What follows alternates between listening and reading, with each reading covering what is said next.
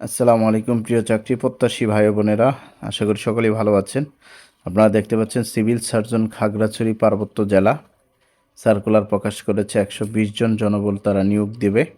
বিশাল বড় একটি সার্কুলার। প্রথমে আপনারা চ্যানেলটি সাবস্ক্রাইব করে নেন, কারণ হচ্ছে একমাত্র জাতীয় সাপ্তাহিক চাকরির পত্রিকা থেকে আমাদের ভিডিওগুলো তৈরি করা হয়, সেখানে আপনারা নির্ভরযোগ্য চাকরির সকল তথ্য পেয়ে যাচ্ছেন।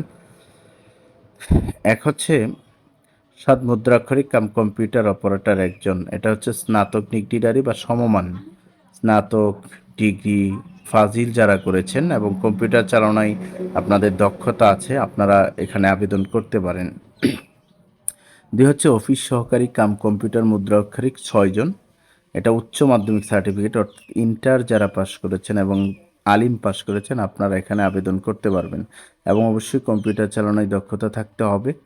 3 হচ্ছে স্বাস্থ্য সহকারী 112 জন, এটা বিশাল একটা নিয়োগ। স্বাস্থ্য সহকারী এই পোস্টটি আপনাদের জন্য অনেক সহজতর একটি পোস্ট।